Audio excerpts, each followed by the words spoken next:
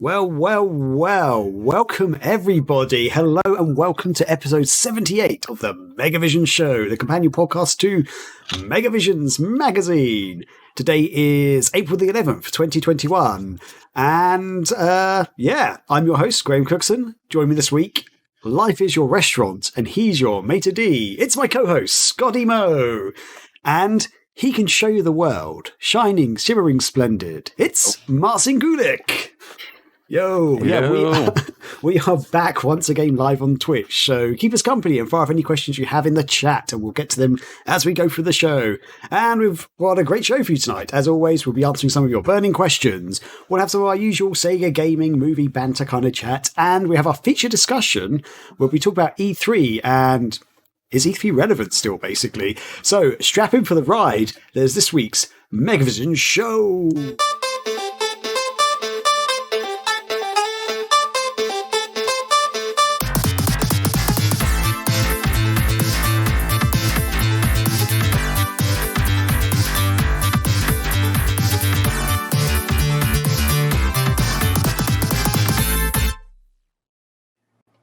Yo, so yes, we're live. Excellent, guys.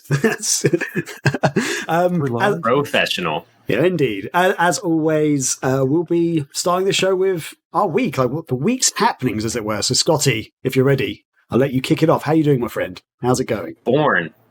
I am good. My arms actually hurt because I've finally changed my workout routine per recommendation of the Nick Flair, who's previously been on. Picked up Fitness Boxing 2, Rhythm and something or other. Oh, nice. For the Switch. And because he recommended doing that one day, Ring Fit the next, because you definitely get stale, or Ring Fit kind of gets stale. We brought up the Fitness Boxing thing before when Graham and I looked at their unnecessarily attractive avatars. And, motivation, baby. It is, but it's also like I switched up mine immediately to just like the ho-hum basic white boy. Named Hero, and because I didn't like how the other character was like sassing me and stuff when I was not doing well. I don't know. It's hard to explain. There's totally a carrot in that game, but we mentioned that previously. No, but my arms are actually kind of sore because they do. You do boxing in rhythm with a song and stuff. So it was real cool hearing a chiptunesy Katy Perry cover and boxing along with that. I don't know if I was doing it right, but I felt it afterwards, and then did Ring Fit today, which is like just so different. It like Fitness Boxing, you set up your goal and you say like, this is my weight, this is my BMI, all that stuff. Ring Fit, it's like, this is an RPG disguised with fitness stuff in it, so have fun and let's scream at this villain, and your motivation is coming to you from an anthropomorphic ring. So interesting, but yeah. So awesome. Just got here, and boy, are my arms tired. I need to get back into that because I haven't played Ring Fit for a long time, basically. So yeah, I need to get, and maybe I do need to get up something else like the boxing game or something, because as you say, playing Ring Fit constantly, it does kind of get tiring, and I really enjoy it, but I feel like you do need something else to mix it up a little bit. So. Well, I think the thing. Oh, go ahead, Marcin. No, I was going to actual self-disciplined out of all of us here. I mean, I was, and then I kind of fell off the wagon a couple months. So I actually recently started going back. I started jogging more because cardio was something that I've always needed. So I have a forest near where I live, and I just kind of go on a little 20-30 minute jog and then walk back. So it takes me around like an hour or so. But yeah, I'm developing, a little muffin top. So I'd like to, push it down. Yeah. Stay, but it's progress. It's work. That's good. Yeah, I think the thing with Ring Fit is with Fitness Boxing, I already noticed how it's definitely more of an exercise program and better than Ring Fit in some areas, because you set your goals. You can either do like minimum 18-minute workout, or I think 30-minute was the next one, and whatever. But it flies by, and that also includes it's called like calm and stretching or whatever, which is like 2.5 minutes of actual stretching. But like comparatively to Ring Fit, I can really see how that is just so easily incorrectly used by people, because I realized when I jump back into my profile that I haven't done consistently for a while, like I have all these things set up and it's really spread amongst like working your abs, working your core, working your legs. But like if you choose random, it just goes with it to defeat the enemy, but you can't really, like the story mode is not where you should focus your actual exercise program, basically, because you just set the easy stuff and go through to get your XP up, you know? But it doesn't feel as productive as when you go into like freestyle or whatever the other thing is. So it's a weird balance with that.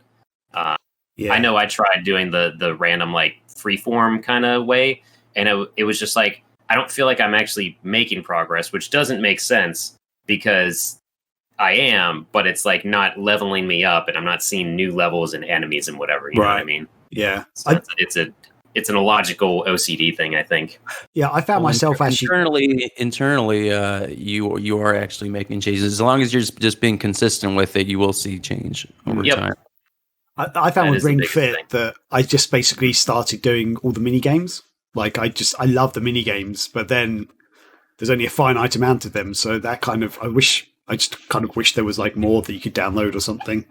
Because the mini games are my favorite bit, basically. It's like the crazy taxi box thing of Ring Fit, basically, which I really enjoy. Yeah. Rachel's thing is she wants to do more running stuff, and Ring Fit is not the thing for that, unless you do like only running or something, which fitness boxing might actually help her more with cardio. I was sweating more after fitness boxing than I was with Ring Fit. I'll say that much. But yeah. Okay. I mean, check out the demo. Check out the demo of fitness boxing, honestly, Graham, because that's what pushed me over. And I double checked with Nick because I was like, "Is this worth $50?" And to legitimize that purchase, I did the physical rather than. I'm never gonna, aside from Doom Eternal, which we won't get into, I'm never gonna pay like full price for a digital release. As long as my old man screaming at the cloud opinions live on. Nice. What else has been going on? What else have you been up to? Well, guys, it's a new month, and that means it's time for a new video game documentary. Whee! So I watched another one, but it's called Not a Game, and it's on Netflix, and it's what I watched kind of throughout my lunch breaks this week. I wholeheartedly recommend it, though. It is one of the better documentaries I've seen relating to video games, because it talks more about gaming addiction, but also how severely video games have helped those with disabilities and other things going on in their life, and honestly, like bullying, and also like esports and its relevance with that. It's a really good balance of how video games have helped everyone that interact with them in a balanced, consistent way. And it reminded me of like kind of why I played so many video games as kids, because I say this all the time, but my parents had no problem with me playing video games. I think because they knew of all the other crap I could be getting into, rather than sitting in the basement and playing through Resident Evil for the 9th time, you know. But no, it's called Not a Game. Not the best title, in my opinion, because I didn't even know it was a video game documentary until I let the preview play. But no, I genuinely recommend it. It might have been the stress of the workday since I was watching all my breaks and stuff, but I did, no joke, I was tearing up at certain parts. So it is a tearjerker. I will give the heads up. It definitely tugs at the heartstrings. But because it also reminded me of how awesome like Extra Life and Child's Play and the different organizations that work with gamers or work with people to help gamers in need and everything like that. So, which honestly, watching it kind of made me think like, how did Extra Life and like Child's Play not have something to do with this documentary overall? But it was really cool to see a lot of different the boy, the son from Breaking Bad makes an appearance in there, which caught me off guard for a second. Sean Alexander. I'm so bad with names, but the creator of Treachery and Beatdown City, the indie game, he makes an appearance in there as well. So it's really cool. It's really, I guess it's reassuring, because I've watched so many documentaries lately, and like that one that was just called Game Over was so bad, but the production value was so high that it made me mad that more people were going to see that inaccurate, glossed over thing Whereas this one's out now and it's really good. I can't recommend it enough. Called Not a Game. Do you guys have any questions before I move on from it or anything? Or because I've talked about so many documentaries this past couple of years.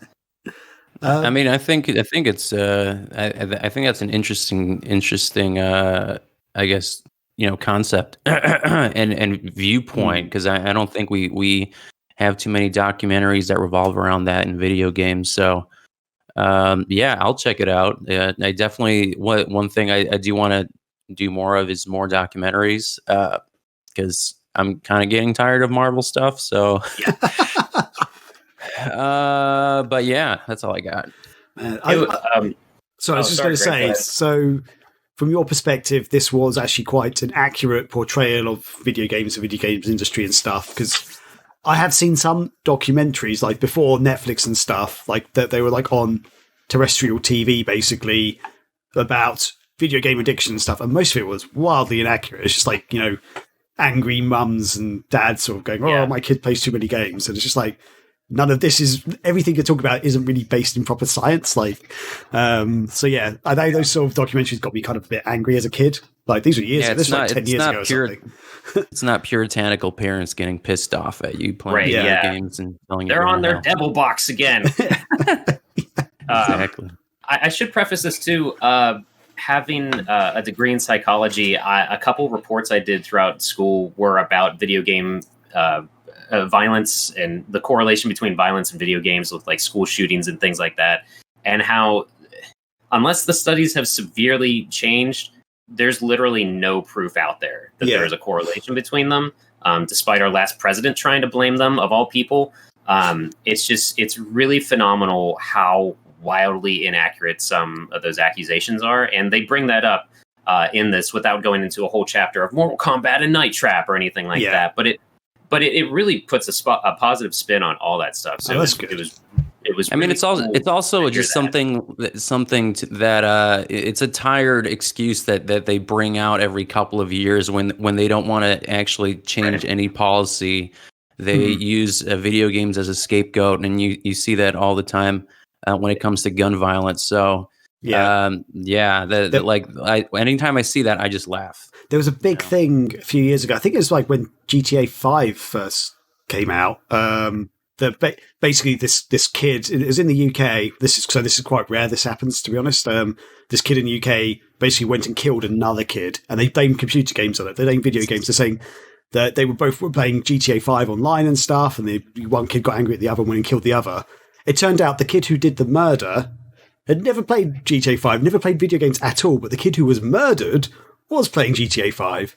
But because the kid who was murdered had the game, they thought both kids had the game, and they were like having a rivalry. And it's just like, it's all bullshit. It was like, oh my God. From a journalistic perspective, Jesus, do some more research then before you post a story like that, But like, it came out and everyone was like, oh my God, this is crazy. GTA 5 is like terrible for kids. And then like a few weeks later, it was like, yeah, by the way, there's only the kid who got murdered who actually played video games. So it's like, fucking hell. Oh man. Horrible story. Oh shit. Sorry, I'm having technical difficulties on my end here. Apparently I logged out of Twitch or something. Anyway, it's pretty amazing. All that stuff surrounding all that stuff. And lost my train of thought entirely. No. One thing that was interesting to me is they went over in this documentary, they're like, because we're just, video games are another scapegoat and whatever, and oh no, blah, blah, blah. And they're like, they talked about, and I forgot about this, but it was hilarious how relevant it actually was to what they were discussing. They're like, but, centuries ago, people were freaking out because women started reading books, and they shouldn't do that. So it's as ridiculous as that to an extent. So. Exactly. Human nature. It's just it's crazy, and it's really good, and it's like an hour and a half long, so it's a little bit longer than some documentaries out there, maybe a little longer than that. I don't know, can't recommend it enough though. I sat through 4 hours of Justice League, so I could do an hour and a half of this documentary. Yeah, definitely. And the chat's popping off right now about all kinds of documentaries like Last Blockbuster, Console Wars, Not for Resale, all good stuff. Pop off, chat. Yeah, the Console Wars read the book over that documentary though, because it was like 40 minutes long on one of the longest books I've read. So, but other than that, I guess I could mention a pickup, sort of. It was a little bit ago, but I grabbed for Sega Saturn, the Panzer Dragoon playable preview. Ooh. And the reason I grabbed that is I discovered there are only like 7 demo discs in the North American Saturn library, and I own most of them. So I'm like, oh, I could maybe complete this. And so what I'm holding up now is the Sega Saturn Choice Cuts. If you remember forever ago, Graham, I mentioned this when Danny was on, and it is just videos on here because we wondered how like Blackfire, Bug, Clockwork Knight. Oh God, Clockwork Knight. Porn version. Man, if you'd like to talk about this stream, use the hashtag. Anyway. But no, because I have like those that Sega Screams volume whatever bootleg sampler. The Nights, Christmas Nights is one of the demos. This one here, I guess, is a crazy sought after thing. The Rayman demo. Oh wow! I did not pay $6 for it, but what's fun with this is it comes. It says on their $5 off coupon or whatever inside. That's kind of its certificate of authenticity because I do have that here. I don't know if you guys wanted to kind of try to describe what that is at all, but it is it looks like a certificate of authenticity / coupon to use like towards the game basically by Ubisoft. Yeah. I could see like a serial number on there in red and the Ubisoft logo and stuff. So it's just interesting, but part of the reason is like. Demo discs, in my opinion, are one of the best examples of a time capsule of a forgotten era. So, because and a lot of them have like how games were before they came out, so it's stuff that games did not have in them or whatever.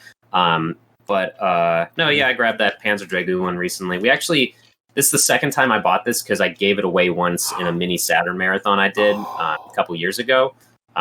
Which I'll just plant that idea now. I'm thinking about doing a Saturn marathon this year because I got PTO I need to use, but we'll see. We'll see. We'll just get the feelers out there.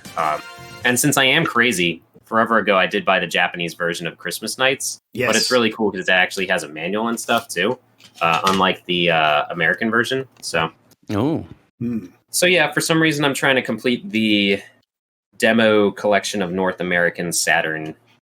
I'm surprised at that because I'm pretty sure. Okay, I was actually very late to getting the Saturn, but I'm pretty sure the UK Saturn magazine actually had quite a lot of demo discs in it.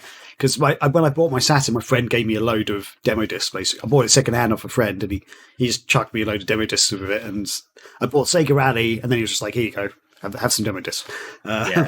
But so I just imagined the American one had loads, but. Clearly not. It actually didn't. The way that I got my Saturn, it came with that triple pack of Virtua Cop, Virtua Fighter, and Daytona USA, and then it also had that bootleg sampler disc. Okay.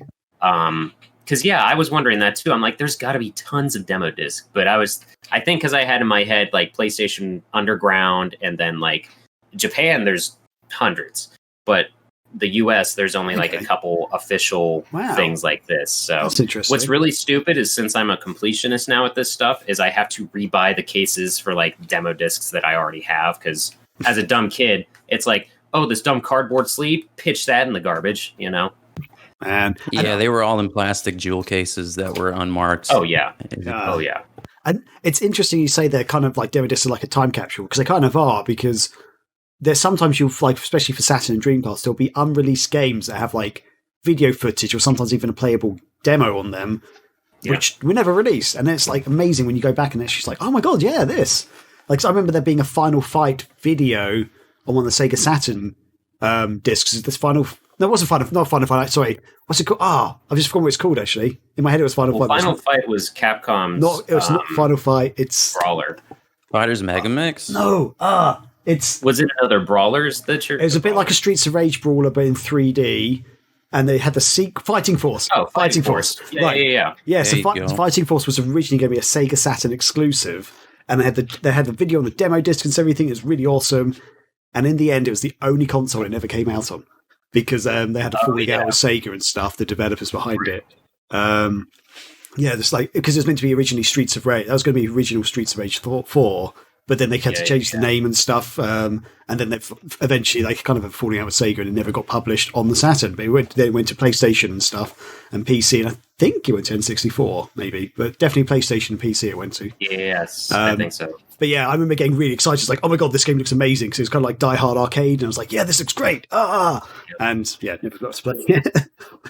Yeah, that's the cool thing about them. And we 1 year in the marathon pre-Megavisions, the Dreamcast marathon, we played through one of the demo discs that included like the Toy Commander Santa Christmas thing. And there's just videos on there that you see, and it's fun because they put like bad pop rock songs behind the videos, and just such a fucking product of its time. Yeah. So it's really fun in that regard. But yeah, just seeing like the Dreamcast demo discs, websites have made entire features out of this, like Demo Derby and other things, going back to old things that never came to be, or whatever else happened to them. It's just cool and weird. And you do get stuff that like interviews and music videos and whatever on there that don't see the light of day anywhere else, because people were using them as a press kit at the same time, So yeah, it's awesome. And Tornado Jones brings up in the chat that he's been picking up the Nintendo Power VHS tapes, promotional tapes. So he's right in the same boat with me. We're both Good job, Corey. Yeah. And Happy Dude mentioned something here I'll read real quick. I remember buying a VHS tape from Blockbuster called NBA Jam, which I thought was tips and tricks and gameplay footage of the video game. Turns out it was a highlight reel of the NBA season with the All-Star game that year. Oh, Got wow. you good. No. So It's fun. Yeah. But I've always thought about doing stuff like that, but so many other people do it online that I think if Megavisions did like demo stuff, it might be irrelevant. But maybe we could bring back like some of the Dreamcast demo discs during the marathon or something. That might be fun. So let us know, people watching and listening, if you'd like to see us play some demos. Like we've said, time capsule, ridiculous, fun stuff. And that's me. Yeah, I still think for the Dreamcast marathon, playing the Toy Commander Summer demo is one, because no one ever talks about that one. Yeah, which one is that now? Is that just a race, I think? No, so that from memory, I think it's in it's the room, which is kind of like, I guess, a living room, sitting room. It's kind of got a mezzanine floor to it, and they've basically got like sand and stuff on the floor. It's like they've set up a beach, and I'm pretty sure you have to do like a mission on the beach, basically, like pick up some things or whatever. I'd be down for that. Yeah, I'd have to find it. I've definitely got it somewhere. It's probably at my parents' house, though, knowing me. So was that with the UK magazine then? Yeah, that was. I don't know if it went to the American one, but it's definitely in the UK magazine. I gotcha. Awesome. Yeah, me saying I'm down for that isn't any credibility, because Pixel Heart just said they have the PAL version of Toy Commander. I'm like, I'm buying that. And Graham, even on stream, you're like, it's the same thing as the US. I'm like, I don't care. Yeah. Oh man, yeah, because I was like, you never played Toy Commander? I'm like, yeah, of course I have, and I know you have because we played it at the Dreamcast Marathon, so I know you played it. Yeah. Well, the colors, the cover's blue, so at least it's different in that aspect. Yeah, I gotta have at least one of those PAL Dreamcast games, because I really like the cases over our boring ass jewel cases. Just get the Jet Set Radio one. I think they might still have some. I'm probably gonna do that too. Shut up, Marson. Sorry, no more temptations. Yeah. Nice. Cool. Well, so Marcin, what have you been up to? Anything exciting and sexy happening in your world? Not very, very boring and mundane actually this week. The only highlight was playing Croc with Scotty this past week. Where was my invite? What? I don't know. I think you were asleep. You were asleep. It was like 1 a.m., 2 a.m. your time, probably. Yeah. Nice. But that was fun. That was definitely a trip down memory lane, because I haven't played that since I was a kid. So that was fun. And also, folks, if you are watching for the first time, please subscribe to our channel. I'll probably beg you again at the end of the podcast, but if you're here right now, why not just do it? Nice. Beyond that, my dad's birthday was a couple weeks ago, and me and my brother digitized our old home videos. Wow. So it was super meta watching me as a kid. I'm like, this is like a different world. Like I don't even know who this person is, because I was 8, obviously. But yeah, one thing you mentioned about like the magazines and the stuff, I think it was like Christmas 1998. One of our presents was like just a game magazine. I think it was the PlayStation magazine, and it had a demo disc in it, and I was like ecstatic. I was like elated that I got a magazine. And he's like, in Polish, he's like, "Oh, look, here's a game in here. There's a game in there," and we were like, "Oh, there's a game," and we didn't know like it was a demo. Like I didn't know the concept of a demo at 7 or 8 or whatever I was. But I was like super stoked. And then there was like the sticker from some game. It might have been Ape Escape, and I like put it on my dad's forehead because I didn't know what else to do with it. But yeah, I guess that was my week. I just wanted to include that in there. Awesome, like I'm holding up my Dreamcast now that has the dumb Quake 3 disc tray sticker on there that has never left it because I don't. It was exactly that size. Yeah. It was that size. Wow. But I think it was like Ape Escape or something. I honestly don't remember. It looked like a monkey on it. Did they get you a subscription with that magazine? Or hell no. He probably went to the store like Toys R Us or something. Yeah, I know.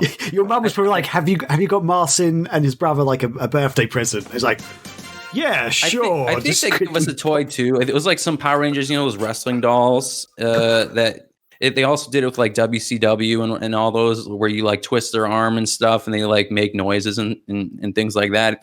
Okay. It was one of those toys, and there was something else. Oh, I think they bought us a coat, but like the thing that we always laugh at, he's like he'd pick it up and then he just threw it immediately because we just wanted the games. Like we started, they're like, you're going to need this for winter, and like, yeah, okay, and then we're just like still staring at like the strategy guide or the magazine.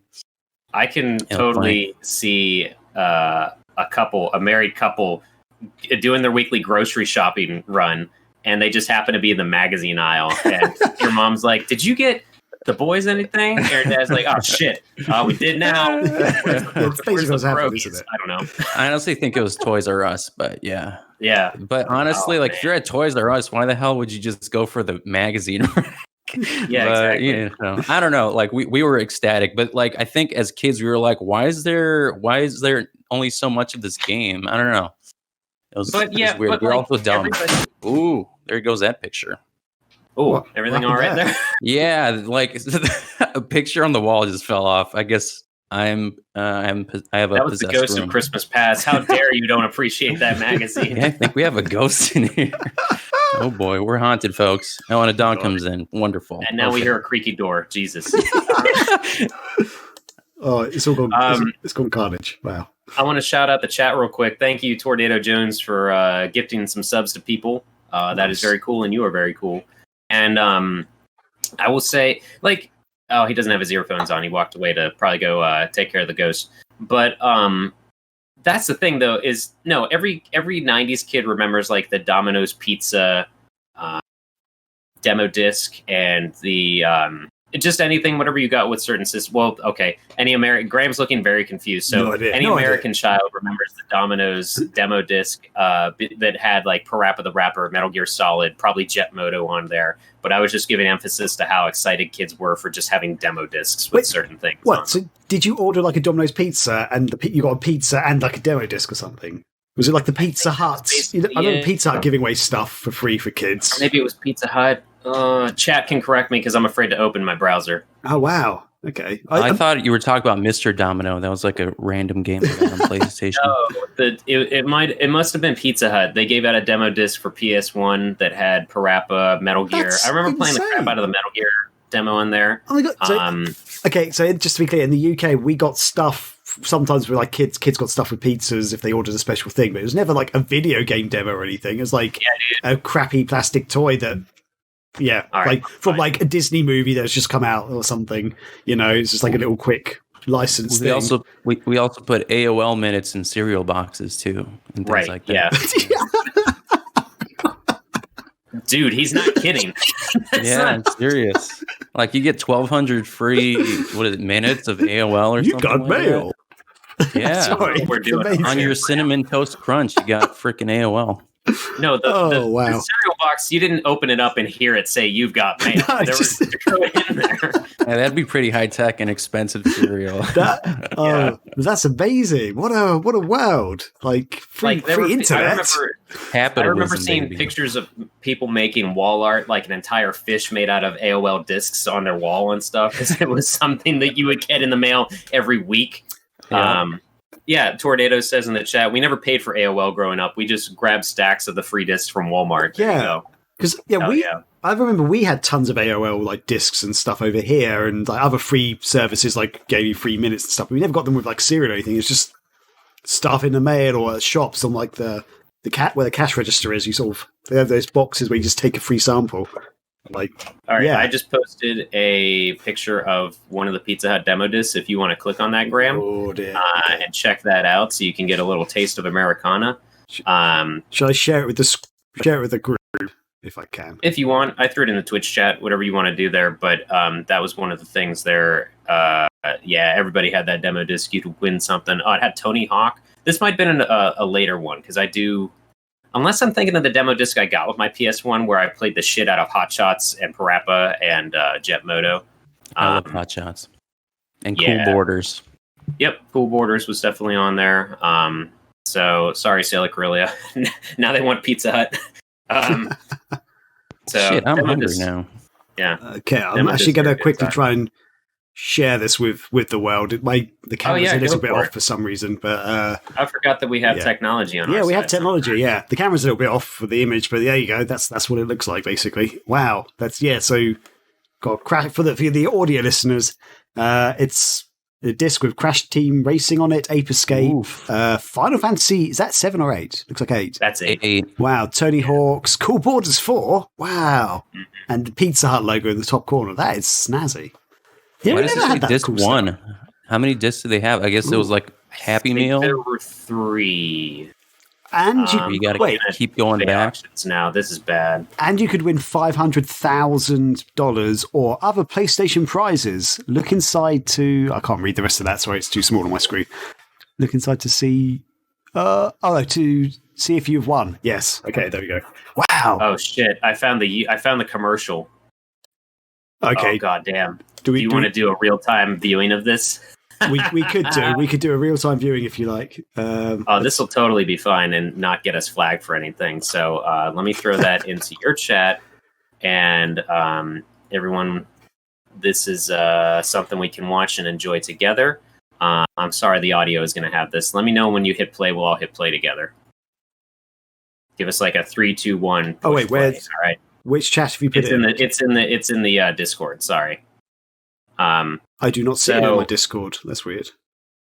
In the wrong channel entirely. Bear with me a second while I delete that message. I'll put it in the correct one now. There you go. Someone else. They're like, what the heck is this? Whatever. People are going to see it one way or another. So let me know when you hit play, and people in the chat, everyone, please enjoy. Make sure those haircuts, yes. Hell yeah.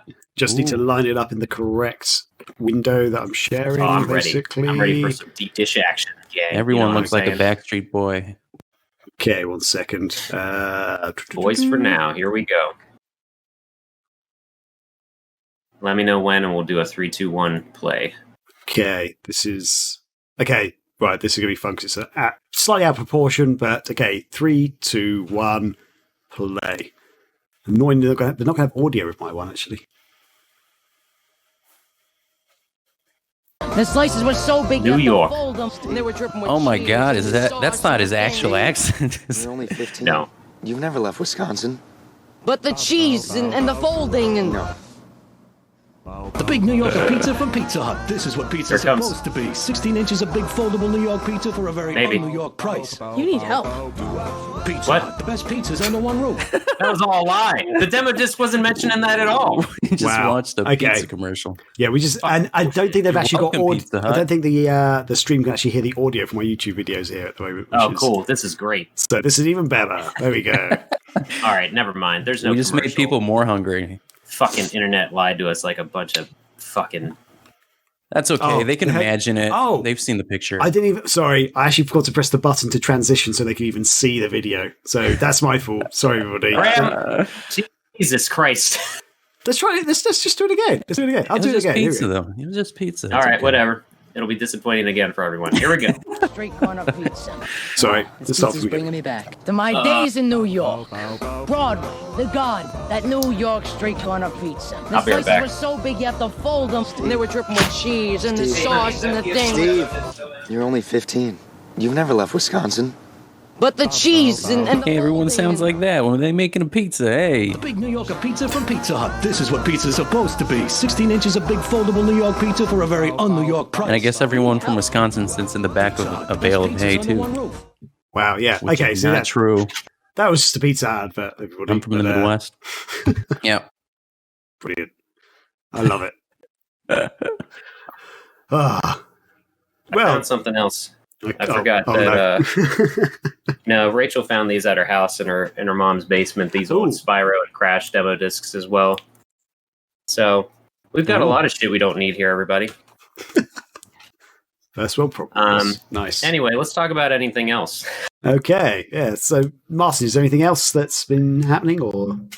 No, I think that's it. Okay. I think we got a lot covered there. Nice. That was good. Okay, cool. We got a pizza commercial out of it. Yeah. And I just those listening, we'll put that in the links, or we'll put that in the info of the podcast so you can watch it as well. Yeah, and I do one very quick thing on the Croc. I need to tune into you guys' stream at some point because I own Croc and I've played the first 2 levels about 20 times, but I've never finished the game. Like just because I've sort of, I don't know, kind of get bored of it, or I don't know, want to go and do something else. But every few years I'm like, I want to play Croc, and I'll play those first few levels again, and then so I need to.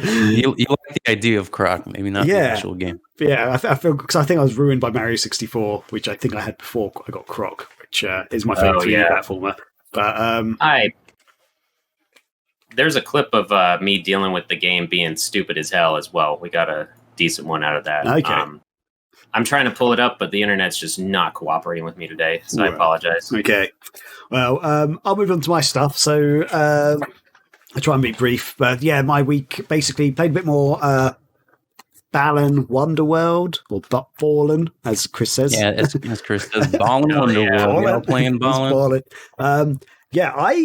This game is growing on me quite a lot. I'm starting to appreciate it more and more. I think the more you play it, the more you can sort of see what Yuji Naka and co were sort of aiming for, in that it's one of those games that you meant to go, like at the start, you get very little, and like the game is very basic, but the more costumes and stuff you get, the more you can like sort of explore the world, basically. So you go back to levels and you get to explore them more and more. And there's a bit more strategy involved than what you might think, basically, because you have to make sure you've actually got a certain number of costumes backs up that you can go back, and if you lose them, you can keep going and stuff. And yeah, the more you unlock new costumes with new abilities, you just unlocks the world so much more. So yeah, I feel like if you only play like the first few levels, it's quite disappointing. But the more you play it, the more you might actually enjoy it. That said, though, it's a bit bad that a game isn't enjoyable from the beginning for a lot of people. So you know, gotcha. I can completely understand why people don't enjoy it. But yeah, I'm really digging it. So yeah, I'm going to keep playing that for my Friday streams, I think, at the moment. Nice. Couple of other things. Still keeping up with Falcon and Winter Soldier. Not going to be going into too much detail, but finally, I feel like the story is picking up, even though we've only got like 2 more episodes left. That's something. And it's got to a point where I knew this was going to happen from like the very first episode, pretty much, and something happened in it. And I was like, well, about bloody time. Now let's make the last couple of episodes really good, basically. So that's what I hope is going to happen. So yeah, no spoilers or anything. Just stuff's warming up. So if you've been following it but haven't given the last couple of episodes a try, just maybe jump back in and see if you like it. I didn't even watch the last one. I forgot that I was watching that show. So maybe I should. Do you think I should give that one a shot then? I feel like stuff is definitely going to build up. That like stuff's happened that was actually quite exciting. I found basically, and this episode on the whole was generally more exciting, especially the last half of it. Okay. So yeah, bit more character development as well. So yeah. And and one other thing, very briefly, I watched a show that's it's an Amazon exclusive in the UK. I assume it's an Amazon exclusive in America as well. It's called Palm Springs, starring Andy Samberg and I've forgotten her name. Oh, Christine. Oh, that's the Groundhog Day thing, right? Yes.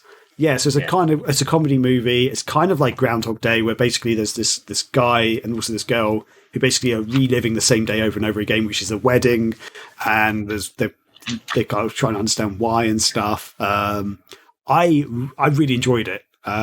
And weirdly, Kate really enjoyed it, and she hates Groundhog Day for some reason. Don't get me started on this. We've had too many conversations about it privately, but I'm like, I don't won't trigger you. Like, I'm just because it's like, okay, every year I want to watch Groundhog Day, and she's like, no, I don't like it. Like, but why not? She can explain it to me at the wedding. But the weird thing is that she doesn't like Groundhog Day because it repeats. And so when I showed her this trailer, I was like, I don't think you're going to like this movie, but I'm going to show you the trailer just in case, because if you don't want to watch it, I'm happy to watch this on my own.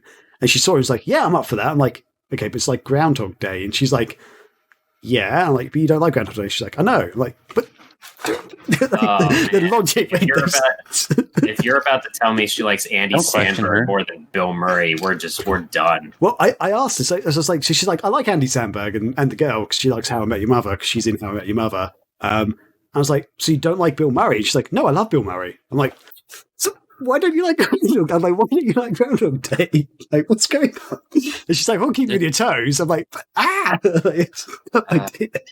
There's a pretty good horror movie too that has the same concept of Groundhog Day, where she just gets murdered every time. Yeah. Is that Happy Death Day or something? Or yeah, I think so. Yeah, the first one was good. I didn't see the second one, so I can't comment on that. But I thought we were talking about the one with the lady from Orange Is the New Black. I forget the name of that one. Is that a different movie? I don't know. Yes, it's not Death Day. It's not Happy Death Day. It's something else, and I can't remember it all. I could be wrong with that name, by the way, because I know that's a movie, but I don't know if that's the one I'm thinking of. Like, I'm talking about the short red-haired lady. Happy Death Day. Well, that Happy Death Day is a horror film. That's a legit horror film. Is that not the one where they go repeat? Yeah, college student must relive the day of her murder over and over again. This is not a new idea. Okay. Yeah, obviously. Yeah. Yeah. Well, okay. But anyway, Palm Springs. Beyonce's wrong. We understand now. Yeah, we're not going to be researching horror movies right now. I think if people like Groundhog Day and that sort of concept, check out Palm Springs. I enjoyed it a lot. I think it's very funny, and it has a bit of a different take on it than Groundhog Day and stuff. But yeah, cool. And I've got a couple of pickups which aren't exactly gaming related, but they're kind of technology related. Oh, that's unorthodox. How dare you? I know. It's a bit controversial. So I'm pretty sure, I brought this up a while back, I'm pretty sure the hard drive, one of the hard drives in my PC is slowly dying, which is the one that came with the PC.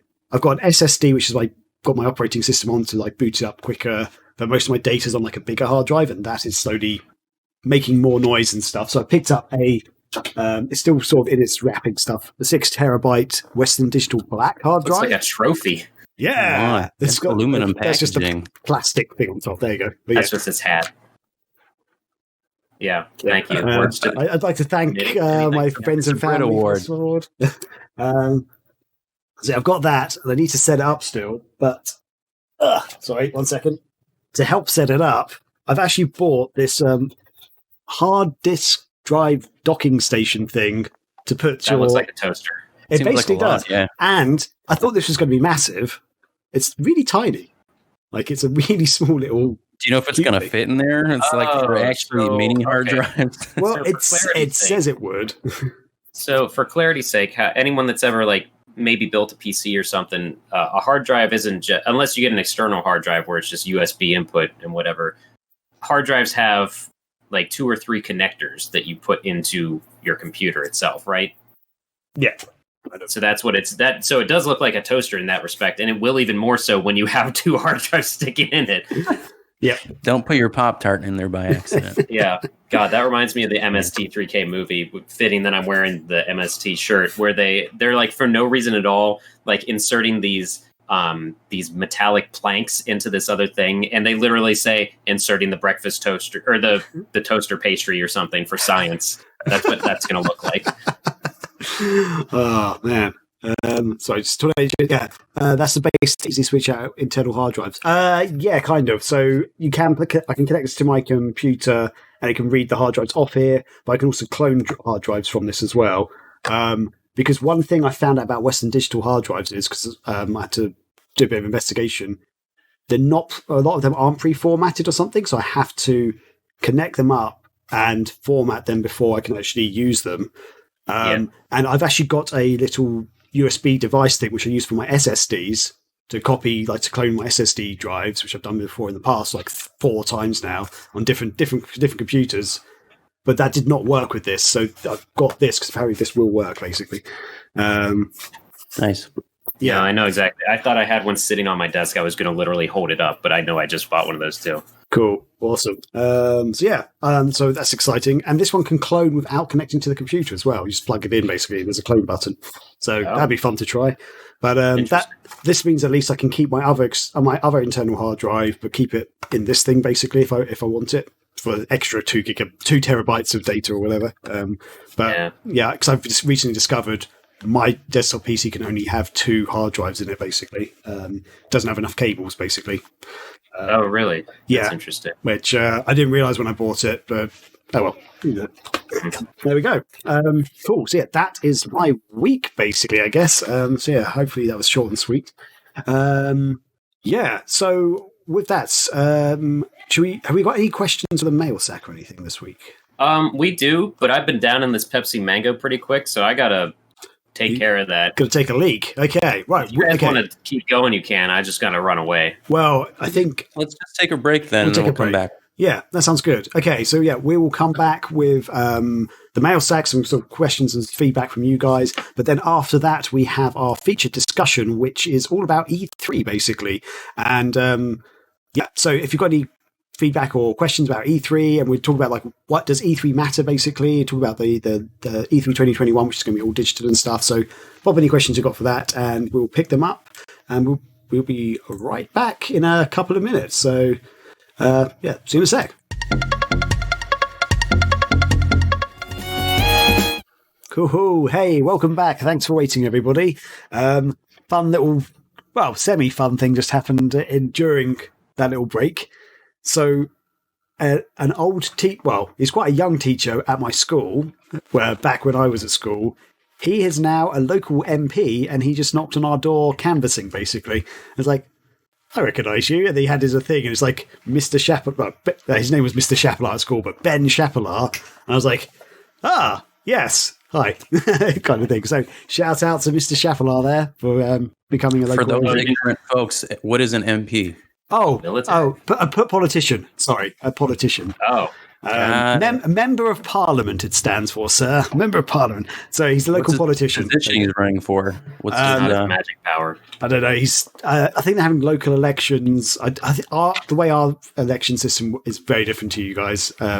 As I found out when I about your elections, which I thought ours was a bit weird, but you guys, I think, were even weird. You had no choice this past year, that's for sure. But yeah, it's So anyway, he's like running for local politician, and good for him. Yeah, there we go. But it's always weird, like when you see a teacher not being a teacher, like outside of school. Up over tea. I was gonna say, do you plug the podcast to him? Is that way you should give him a shout out? Is he listening now? Tell him from one side of politics to the other. Pimp out Megavisions in Parliament. Damn it! Should have thrown some stickers at him. Although I don't actually have stickers. Could have done something. I don't know. Give him a t-shirt. But yeah. Anyway. Cool.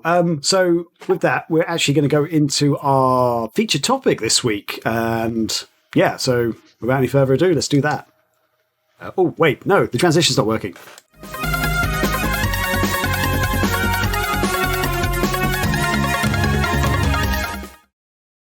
Looking professional there. I like it. There we go.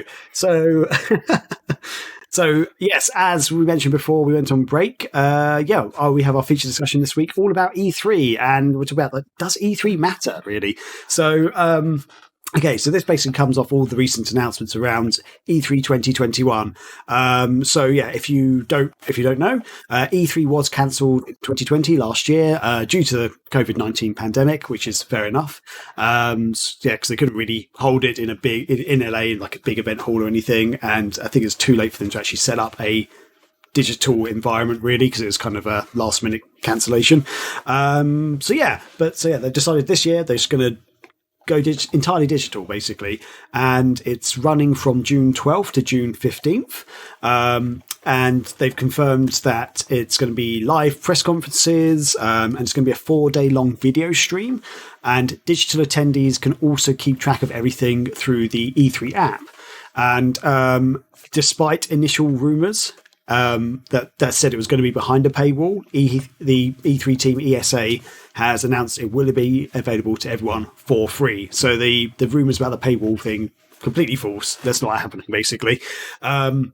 And a handful of publishers have confirmed that they are attending. A couple of the big ones are Microsoft and Nintendo.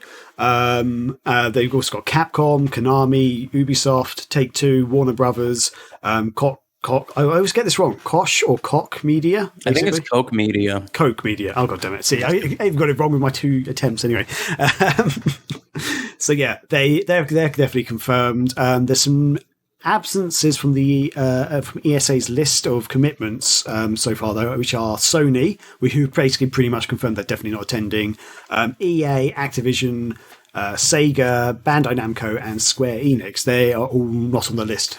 At least right now, I assume they're not going to be actually added to the list at this point. But we don't know. But Sony have basically confirmed they're not doing it. Sony opted out in previous years, so they weren't even going to go to the 2021, and they didn't go to the 2019 event. And because they did their own thing called State of Play and PS5 events, basically, which are similar to Nintendo's Nintendo Direct presentations. So yeah, that's what basically what Sony looks like Sony's going to be doing this year again as well. So yeah, I guess, do you guys want to kick this off like with like some of the discussion topics and stuff around this, or should we go into potential games we might be looking at this year? What do you think? I think that its existence is more important than what games are going to be at it right now. Fair enough. Scotty, there is actually a weird sound on your end at the moment when you talk. Yeah, that's because somebody's using the shower in the bathroom next to me. Ah, okay, right. So is it horribly distracting? I can try to muffle the wall. It's gone down a little bit, but it seems to be... Probably because RTX has kicked in, and so long as I start talking, it'll be less in there, maybe. Because we can manage. When you weren't talking, couldn't hear it. As soon as you started talking, we could hear it, but it's gone down. That's because I muted my mic. Oh, okay. Right, fair enough. It's gone down quite a bit, so hopefully it'll be fine. Hopefully it'll be okay. So apologies to the audio listeners. You can hear someone in the shower, so that sounds good. Great. Yep, we didn't need to clarify that, but that's fine. There is a background noise. Could have been all you said, but... Yeah. You just told the world anyway. Oh, dear. Anyway, cool. Right, yeah. So, so what's worth mentioning first is how in hot water the ESA probably is still for leaking so much of attendees' information. Did we say if it was last year or it was after 2019, I believe? It was 2019. Okay. So yeah, so that was a big thing. And half of the reason that people were going to say like E3's dead, who cares? How can you mess up this much? You can Google and fill yourself in on that. So, but the ESA basically leaked a lot of personal information out of all the journalists that were attending. Yeah. And then that coupled with all the digital things that other companies are doing, like Nintendo's Direct, PlayStation, different companies just doing their own presentations. Why does E3 exist? 2020 didn't have one. It did feel a little bit weird, especially because we had so many things going on outside of E3 existing, like Jeff Keighley's Summer Fest game, Tony Hawk Pro Bowl. I don't know what the hell it was called. And Kids concert. I don't know. Yeah, right. So it's interesting that they confirmed the digital. It's interesting just how this was approached. Happy Dude did report on this on megavisionsmag.com and mentioned how it might have been a publicity stunt to first get out there and say that people are going to have to pay to attend digitally. And then before that was officially announced anywhere, E3 or the ESA or whoever's in charge of this circus went out there and said, oh, no, you're not going to have to pay. It's free. You can experience this for 4 days. I'm still not entirely sure how this is going to work. Like if you just literally, like if it's like, how many, that's not 48 hours, however many, like is it like 4 straight days of 24-hour streaming? I'm not sure. Or I would assume it's just presentation after presentation. But what's interesting to note along with it is that Nintendo is returning to E3. Nintendo has not had a presentation type presence at E3 for a while, and that's treated them just fine. And they have more routinely streamed directs that is usually trending on Twitter whenever it happens, or ahead of time, because everybody's like, who's going to be the next Fire Emblem or Sword character in Smash, among other things.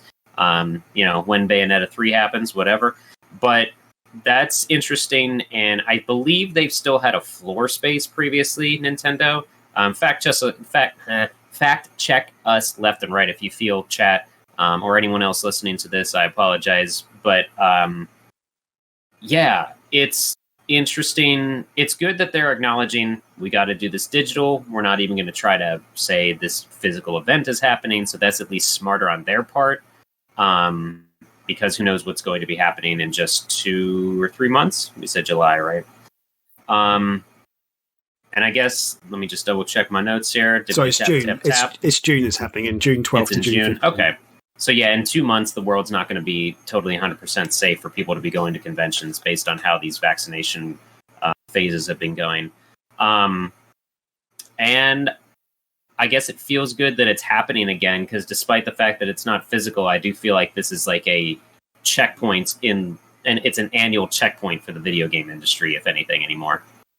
Yeah, I mean, I agree with that. I think after that fiasco in 2019, when that spreadsheet was leaked with all the information from journalists, which kind of sucks because I attended 2018 and 2017. So I don't know if this was like a spreadsheet with like, journalists from the past years as well, or if it was that specific one. If it was just 2019, I dodged a bullet. If not, well, I don't think I've experienced fraud yet, so I think I'm fine. But I think the opportunity for E3 at least was to kind of take a step back and analyze themselves, and then the pandemic hit, so that was good timing for them. In addition to this year as well, and that's kind of the big question mark: is E3 relevant now as it was 10 years ago, or even 5 or 6 years ago? Considering as a publisher and developers and everybody in the industry who wants to be there and show off their stuff, I mean, that costs money to set up physical space and show off your games, so for Nintendo, they've been doing the Nintendo Direct shows every year, and it's been proven effective. Sony's taken a similar route with their State of Play, with their digital event. I mean, they're doing it themselves, right? They're saving themselves a lot of money. They have enough eyeballs on their events. So, from their perspective, what benefit do they get besides, tradition? So I think that E3 is kind of in a tough position. We've also seen them expand it more to people who are not, media, media people, especially to the public. You mean to the public? Yeah, because like when I attended, I was part of that. I attended those E3s where they started introducing people into the public, and I saw it beforehand. Before the public, like lines were big enough as it is. When you introduce the public and, the media at the same time, like it was basically just line-a-palooza. You know what I mean? Like if you wanted to play, I don't know if it was Super Mario Odyssey, you have to stand in line for like 3 hours to get a chance to play the game for like 2 minutes, and it was not each day was, from like 9 to 5 or 6, and then the show floor closes. So like you have 2 or 3 opportunities if you want to play the big games. Wow. Unless you have an appointment, right? And sometimes you get appointments when you want to play games. Sega was kind enough to give us personally, appointments to play. I think it was Kiwami 2, and what was that one? Fist of the North Star.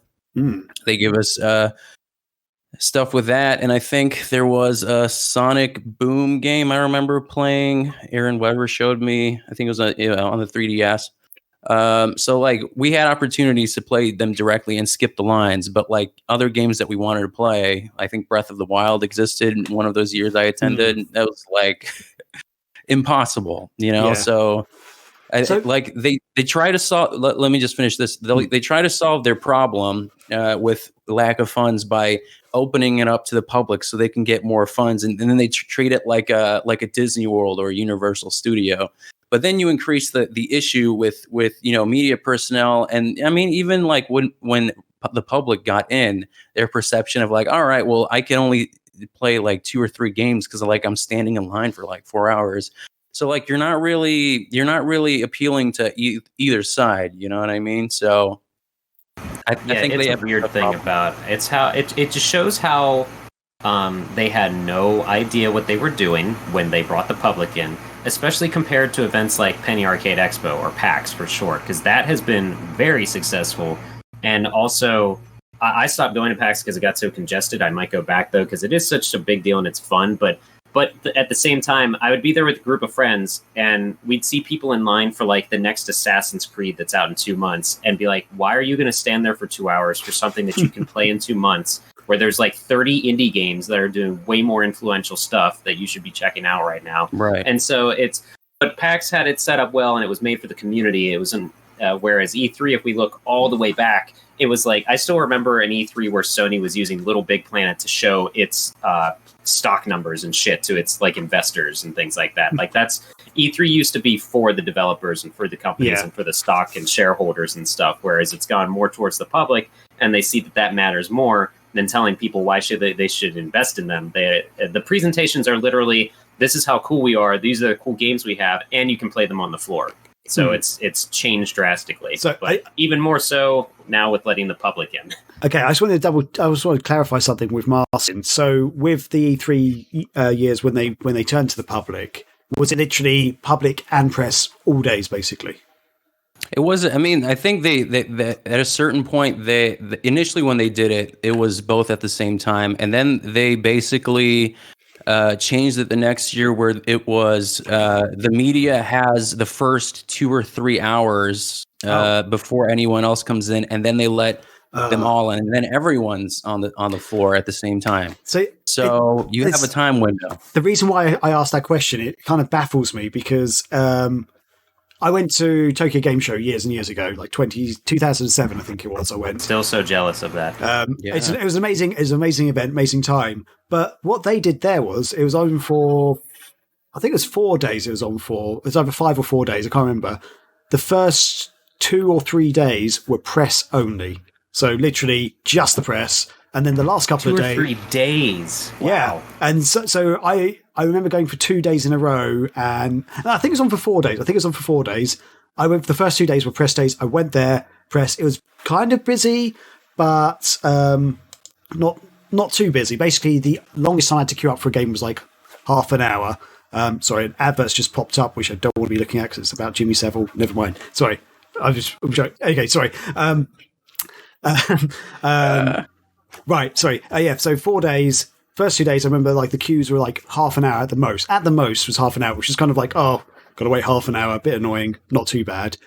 I then skipped a day and went into Tokyo properly, just to have a day off, basically. On the 4th day, I went back there for the 4th day where it was open to the public and the press, basically, and it was insane. The average queue time was at least 3 hours, and I was like, oh my God, what? Like, who on earth would go here, basically? And if E3, like, surely the people who ran E3 would have known that's a better way to do things, because the press days are like the days when all the breaking news comes out and stuff, and they're actually getting loads of promotions and stuff. So if journalists and stuff having to queue up as well, that's not a good thing, really.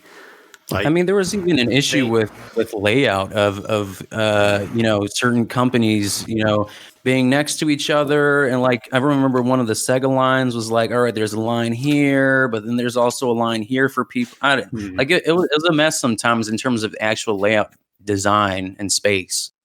So I think that was also an ongoing issue. They tried to do, or they were talking about for a while in the newest iteration of E3, what the hell is going on with it this year.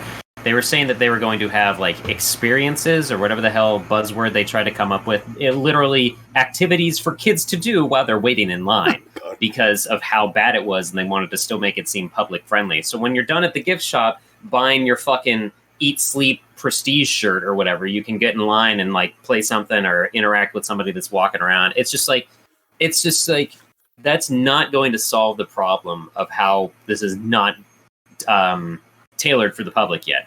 They have no idea. It's I don't know. So another year of digital, maybe that's good. Well, for safety reasons, of course it is. But I don't know. I enjoyed E3. I've never been to it, but I enjoyed watching the stuff around it, hearing all the big news. I'm not sure how we're going to approach it this year because, again, I don't know if it's like 4 straight days of streaming, if we should do like a watch party in the Discord. Like it's going to be weird and educational to see how they're handling everything this year. Yeah. I don't know if it's going to be like a 24-hour stream or if it's just going to be like scheduled programming on their specific channels, or if it's going to be simultaneously cast on all the developers' own YouTube channels. You know, I don't know how they'll go about it, but definitely will be interesting. Yeah. But actually, Graham, you ask your question now. I'll ask. I don't know if this is something you're about to say, basically. But yeah, that just begs the question, because when you go to the events and stuff, there can be different. They have like the main live stage events on these events quite often, where there'll be big announcements and stuff, which everyone can sort of go to individually. But they often have like multiple things happening at the same time on different areas as well, like different little reveals and stuff like going on. So yeah, how are they going to do that? Are they actually going to be able to like? Is it going to be one of those things you could tune in? I want to watch the Sony thing right now, or something around. I don't know, like gameplay footage of this from Nintendo while Sony's doing something. Like how Comic-Con maybe did it. Comic-Con just had like straight up, here's the panels you can watch it digitally. Here's the entire schedule, and I looked at that schedule. I'm like, holy shit! I have to go to work and sleep, so I don't think I'm going to follow the majority of this, unfortunately. But they had it, so I assume they're going to do something like that. Yeah, like. Yeah, or can they just do one like long stream where it's like, we're going to have the Sony presentation now, we're going to have the Nintendo one now, for example. I know Sony's not going to be there, sorry. But yeah, like just one after the other, where you don't have to choose what you tune into. It can just be there, and you just get up at a certain time and watch it or something. Or I don't know. Yeah, that makes the most sense, I would say, but we'll definitely see how they organize it, because I don't think they know what they're doing entirely. Well, so what do we think of E3 in general and its current standing and its use? Do you think that it should maintain being a digital event? What purpose do you think it serves besides being a checkpoint, so to speak, for the gaming industry and people who play video games? I think, because Graham didn't open his mouth first, I will speak. Go for it. I think that it is important, again, as an annual checkpoint, for people to know they should physically attend. I probably wouldn't have said that if I hadn't kept up with Giant Bomb stuff that they do. They do essentially kind of a talk show after the days are done. It's called Bomb at Night, Giant Bomb at Night, or whatever, like the Nick at Night kind of idea logo. But they have devs and members of their own staff and like indie devs and other people that are just there, just sit there and talk to Jeff Gerstmann. But like, you hear different stuff. You might have something like some really cool thing. Like the coolest thing about that is they have Phil Spencer on there every year, and he is legitimately the most interesting guest, since he's the head of Microsoft, and him and Jeff just enjoy talking to each other. But you hear stuff like the year that Phantasy Star Online 2 debuted on their thing, he literally said, it was just good. We just wanted to have Sega back on our stage again. And like, it's like, whoa, I did not expect you to say something as kind of bare bones, but also cool. Like, you wouldn't get that by we wouldn't hear that from walking around on the floor. And we're not going to hear that when it's an all digital event, So like stuff like that. And I think that the digital idea of E3, that can happen anywhere. That's not a necessity because of all the reasons we just listed with Nintendo Direct, State of Play, and all that stuff. But the physicality of it is the most important thing for it. It is essentially the business side's PAX, because people would plan events and vacations around PAX to go hang out with their friends and maybe play these games and see like, oh, my favorite YouTuber is going to be there, but also Mega 64 is going to be there, or some insanity. And it's just this huge thing. E3 is important for that, that's where most of limited run games would strike up deals with talking devs and things like that. And for us there, that's how, I guess indirectly, E3 is the reason that I am excited for the Polymega, because you guys went there before I was part of Megavisions. You played the Poly Mega, and you told me, like, yeah, you need this, you idiot. You play retro games. That should honestly be their slogan at this point, probably. But like, if you guys had not physically been there playing the Poly Mega, I would have no trust in this thing with how their whole social platform has gone and just everything else. But I still am excited for it because I know you physically held the controllers, you've seen the crossbars, you've seen all this stuff. And it's the same as, like, I mean, you could throw this argument at, like, why do retro stores still exist? It's because we need to go there, have a conversation to determine if we want to back or buy something. So... yeah, I mean, boy, I could ramble on forever. Sorry. No, you made some very good points, and I might echo some of those. But yeah, I think, you know, as a human species, we're social creatures, so we can have these digital events, but I think an actual physical space where you can, I mean, like it is like a crossroads of everyone in the industry, whether it is, you know, YouTubers, influencers, developers, legends in the game industry, journalists. You know, you have everyone who comes together in one area over a 5-day week, and you know, like you said, like people strike deals, people have conversations. I mean, they have concerts and events around it. I went to like a Pokemon concert where they had the original, you know, soundtracks from like the first 5 or 6 games at Microsoft Theater there, and you know that took place around E3. And then, you know, they have like other events that, you know, developers pay for. They have, like, I remember going to this one event. There was this game that I thought was pretty shitty, but they had the bassist from Guns N' Roses and someone from Event. I don't know who was from Event Sevenfold, but they were doing covers of Guns N' Roses songs and to promote this shitty game, and there was like an open bar and stuff. I was like, wow, this is kind of cool. I thought you would lead to like a Velvet Underground band of some sort or whatever. Yeah, but I was like, whoa, this is insane, you know. And they were like just promoting it on the street. And they're like, hell yeah, I'll go, why not? So yeah, like the whole event, like, you know, it feels like, I don't know, it's like a video game Vegas for me sometimes, you know what I mean? Right. So like there are many reasons to do it, but again, I think the problem is do these game developers as a business, do they think it's necessary for them anyway, where maybe they could just talk deals over Zoom? I don't know. Like, do they think it's profitable for them, you know, to do it at this point? And I think there's some kind of hesitancy now with, you know, cybersecurity for journalists to put their information on there. If there is going to be a physical E3 next year, do they want to take the risk? And that's one thing that I do not understand from companies in general now, the importance and the need of cybersecurity and having a top tier security system for your information. Because what did they have it like on an Excel spreadsheet and it was like on Google Drive, you know, with a link? Like how intricate was your security, you know? Like that these are things that a lot of organizations have to do, because we see these things all the time, like Facebook, right? The biggest, richest company in the world had a freaking data leak. You know what I mean? Like they are not paying close enough attention to that aspect. So I think that's going to be a big red flag and question mark going forward for E3 as well. Is the trust in you know, our information, and like just from a business management perspective, the competency. You know, so yeah. I don't know what else you guys got. That's all very good points, and I think actually we kind of got almost a question or a comment related to that.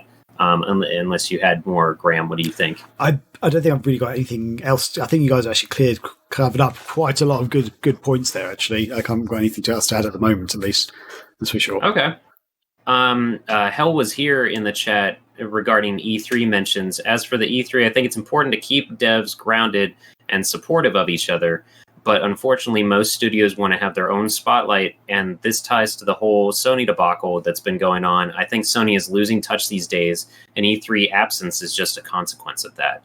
I think it is that and a combination of the cost. But yeah, I'm trying to even remember the last time a Sony conference mattered to me, like a year that it was interesting. Because they have always... See, I miss live presentations like Sony would do with like an NBA game. Like they'd have a pro athlete come out and play the game. And it's like, I don't fucking care if he's playing this game. Even if you're playing these games and you're into sports, that's like getting Slash out here to play Guitar Hero, fucking any iteration of it. Like Guitar it doesn't matter, dude. He's not a gamer. We know that unless they've come out and said it like Henry Cavill or something, like we know that they're not a gamer. You're just literally paying them. That's why your fucking presentation costs so much, you idiots. Yeah, I mean, it could be cheap pandering, like those kind of things. Yeah, I would say I would roll my eyes at because it's like, hey, look, cool person playing our game. Obviously, game is equals cool, right? Monkey thing good, monkey game good. Yes, right. Yeah, but also on the other side, Keanu Reeves showing up. Like I was already excited for Cyberpunk, but seeing him walk out on stage as clueless as ever, but as charming as ever, was like, oh my god, I need every copy of this game now because he's standing here telling me to get it. Well, obviously the dichotomy in our brains, right? One we think is shitty, and the other one we think is good. I guess it just depends on the celebrity. But I think Sony had when they were there, they've been doing quite well. I mean, the one that sticks out to me the most is obviously 2015. Sony, where they announced Shenmue 3, Final Fantasy 7. What did they do? Shadow of the Colossus there too? I don't remember, but it was like a trifecta of major game announcements, and they really knocked it out of the park. But that was like what 6-7 years ago. But I mean, even after that, I think they had their a good amount of things where, like, I would say if we're like, if this was a horse race, I thought that they came out on top in terms of announcements. Yeah, games specifically. Yeah, was that the year? There was one year I remember some of the. Last Guardian was the other. Yeah, there's one year I remember some of the social media team from Sony. After the events happened, basically they were like there's a picture of them like a week 1 E3 or basically. Like because their announcements were so amazing and like everything was just. It was all coming out PlayStation basically that year. I think it must have been that year because so many cool things happened and stuff. And like, did you say the Shenmue 3 announcement was just like the music just came on the screen and everyone was like, oh yeah, I was shaking. God. Like kids were crying on the street and we were stuff. Like covering it. Yeah, we were like covering it. I was like, oh god, I can't write this article. Like my hand was like shaking. It's like as it was like happening live. Like I was typing as if they were still talking about it. Yeah, I still talk about how during that announcement I was with Sega Addicts and a significant other of one of the co-hosts of the podcast. We were doing our annual kind of parody of E3. We'd always pretend to be at it and pretend to interview fake industry people and whatever. But then their partner was watching it live, and we just heard him in the background say Shenmue 3. And we're like, wait, what? We're literally making fun of the fact that game's never getting announced, and it's getting announced right now. We have to, in real time, revamp our entire podcast right now because of what's going on. Wow. So, and there's that one journalist that just like breaks down in tears while they're reporting about Shenmue 3 and stuff. Yeah. What was it? What was that? Was it a podcast or like a group of, I don't know what journalists it was, but they like all went crazy on their live stream. I don't remember. Apologies. I think the chat might know, but see if I can find it when you're still talking about it. Yeah. That was crazy. I mean, but it's like moments like that where, it makes these kinds of announcements, worthwhile, like in-person events, people talking, they're making a big pomp and circumstance kind of, celebration out of it. It is something that I think is fun. I do think it's fun.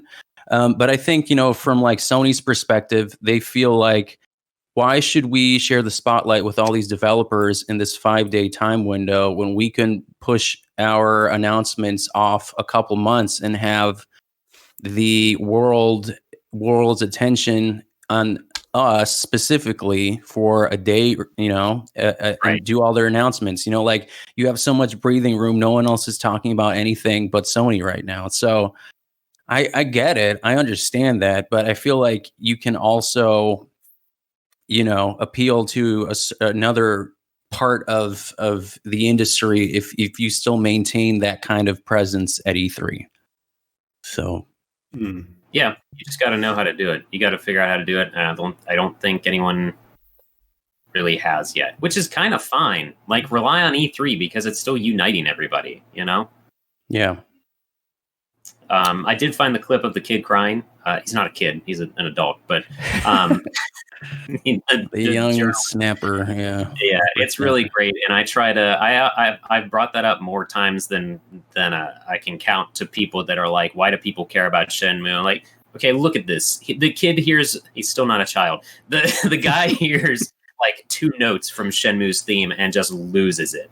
And so, but at big live announcements like that are fun, and like seeing people walk out. And I love all the times that like the production breaks or something, someone's mic backstage, you hear them talk about something we shouldn't hear and stuff like that. Yeah, I mean, I'm a big fan of cringeworthy, game announcements and demos. Like, was it Wii Music? Yeah. Like those are always fun because like who doesn't like a train wreck sometimes? Yeah. But yeah, like you can't really do that in a pre-approved. We created this stream and presentation ahead of time. We know what we're going to talk about, and it's all clean and whatnot.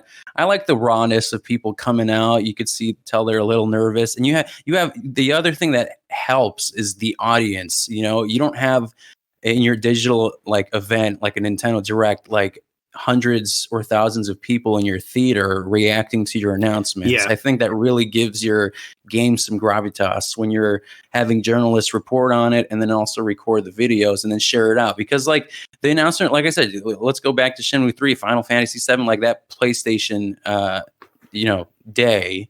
The crowd really made that too. Like it just really helped the event and the magnitude of it. So yeah, totally. Yeah, that probably helped to show Sony that this is what people clearly care about as well. Like the fact that everyone was like, "Holy shit!" Like, oh my god! Like, yeah, for like one brief day or year, arguably, people thought that Sony knew what was up. Like they get it. Yeah.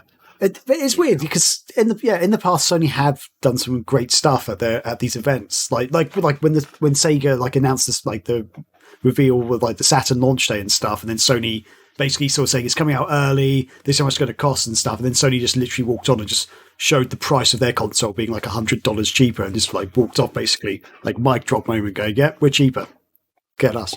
Basically. I think Crash was announced on Sony's too, if I'm not mistaken. Oh, it probably was. I just remember there's a big deal about the way they just pulled up the price on the screen. It was like, yeah, get this little thing, and then like showed off some games. That couldn't have happened in a digital format, and also it was 1995, so it wouldn't have. But and the whole back and forth of when the Xbox One was announced, and there was so much confusion and poor. Oh yeah.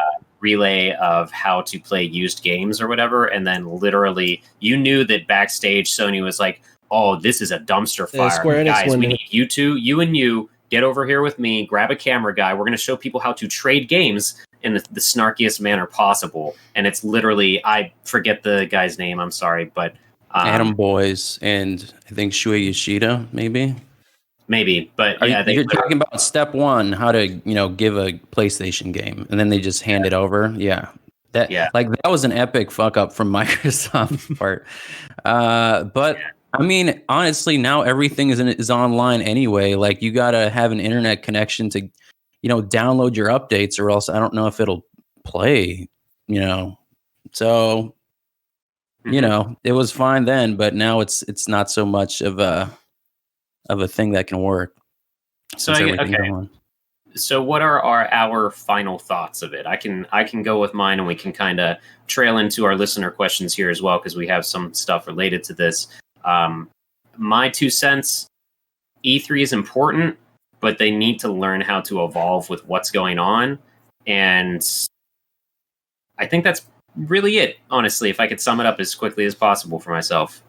Yeah, I mean, I'll agree with that. I think E3 is important. I mean, obviously I'm biased because we all grew up with it. Maybe people who are a little younger might not understand the importance of E3, and I understand that too.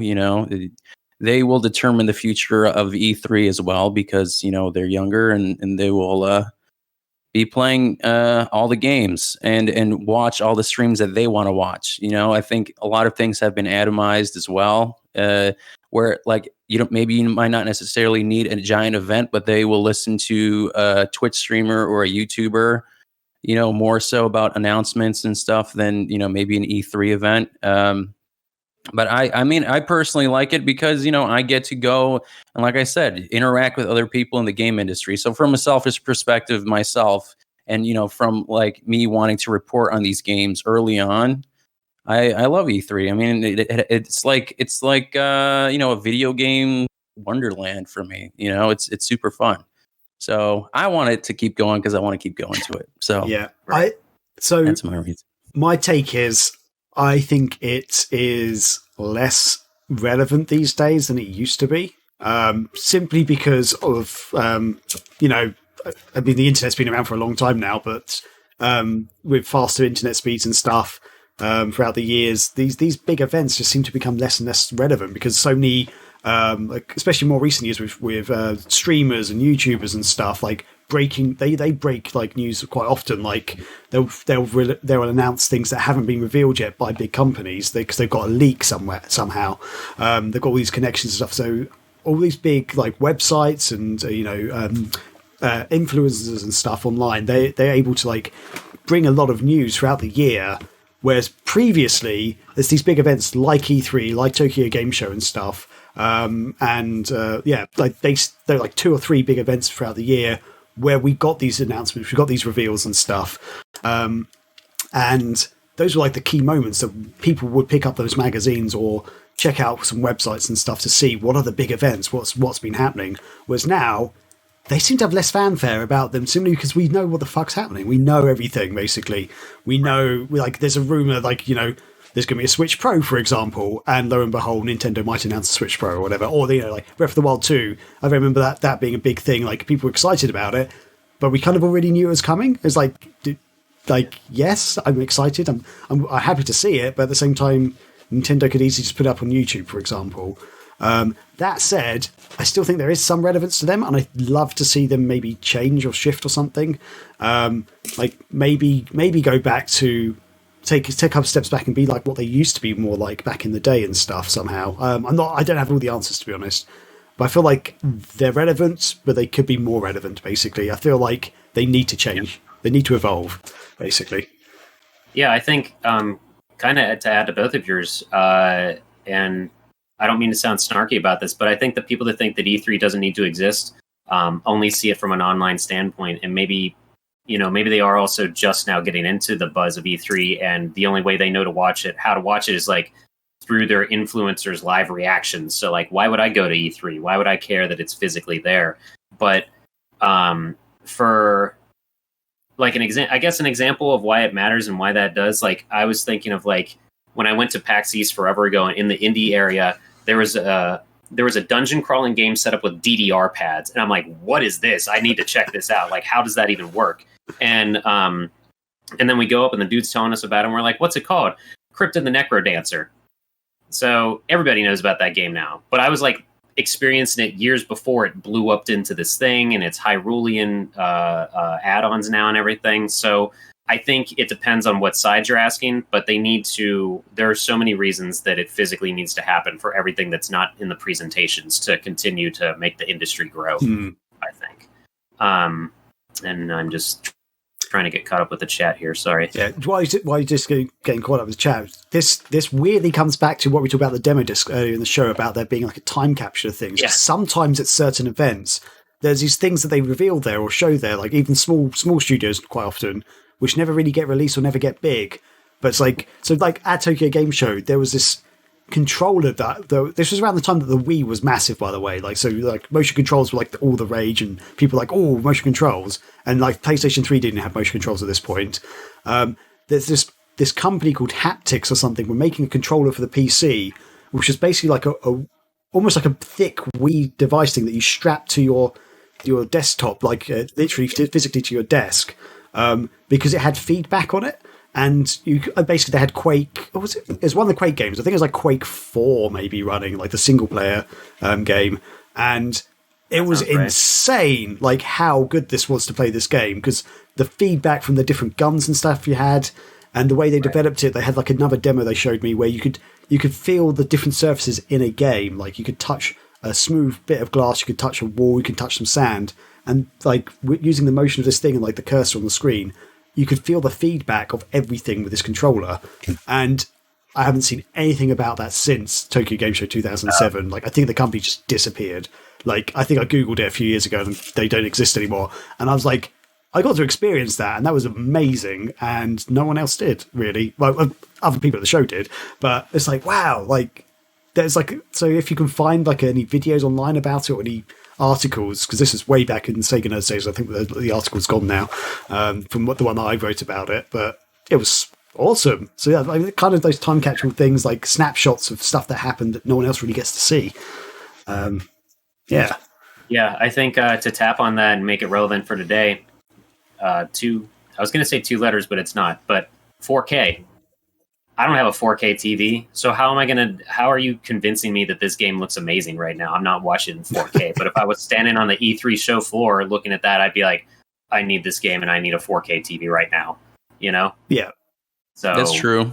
I mean, I think they also probably just look at, statistics, and they're like, all right, well, maybe we'll lose this audience over here, but on the whole, I think they can, I don't know, say it's okay. I don't know their logic, but yeah.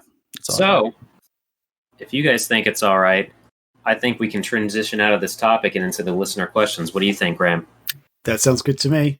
Do it. All right, it's time for some listener questions. We finally got them back. You people care again. Oh, Jesus, I just smashed my ukulele off my chair. It's not broken, though.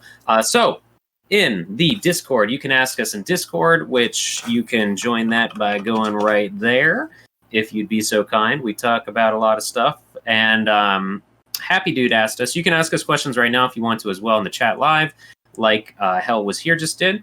Happy Dude asks, at the end of the day, E3 was, and up until 2020, about who can spend the most money to make the most money with exclusives and game announcements that people will remember for years. See Cyberpunk 2077.